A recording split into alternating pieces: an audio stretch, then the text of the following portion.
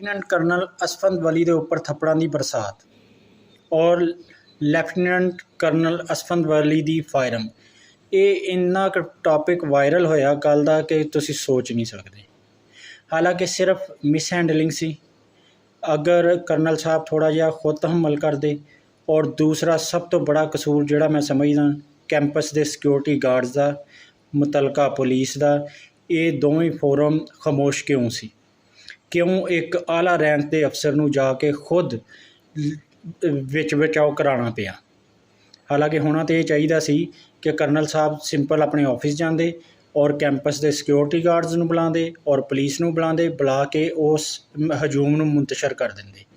ਔਰ ਇਹਦਾ ਫ਼ਾਇਦਾ ਸਾਡੇ ਦੁਸ਼ਮਣ ਮੁਲਕ ਇੰਡੀਆ ਨੇ ਇੰਨਾ ਕੁ ਚੁੱਕਿਆ ਕਿ ਇਹਦੇ ਉੱਪਰ ਇੰਤਹਾਈ ਜ਼ਿਆਦਾ ਪ੍ਰਾਪੋਗੰਡਾ ਕੀਤਾ ਜਾ ਰਿਹਾ। ਮੇਰੀ ਰਿਕੁਐਸਟ ਆ ਪਾਕਿਸਤਾਨ ਦੇ तमाम ਜਮਾਤਾਂ ਦੇ ਜਿਹੜੇ ਫਾਲੋਵਰ ਨੇ ਕਿ ਯਾਰ ਇਹ ਸਾਡੇ ਵਤਨ ਦੀ ਇੱਜ਼ਤ ਹੈ, ਸਾਡਾ ਕਰਨਲ ਆ, ਸਾਡਾ ਤਲੀਮੀ ਅਦਾਰਾ ਔਰ ਸਾਡੇ ਹੀ ਸਟੂਡੈਂਟਸ ਨੇ। ਇਹਨੂੰ ਬਿਲਕੁਲ ਹਵਾ ਨਾ ਦਿੱਤੀ ਜਾਵੇ ਔਰ ਇੰਤਜ਼ਾਰ ਕੀਤਾ ਜਾਵੇ। ਆਰਮੀ ਦੇ ਅੰਦਰ ਇੱਕ ਖੁਦ ਇਹਤਸਾਬੀ ਦਾ ਅਮਲ ਚੱਲਦਾ। ਉਹਨਾਂ ਨੇ ਖੁਦ ਹੀ ਕਰਨਲ ਸਾਹਿਬ ਦੀ ਤਫਤੀਸ਼ ਕਰ ਲੈਣੀ ਆ।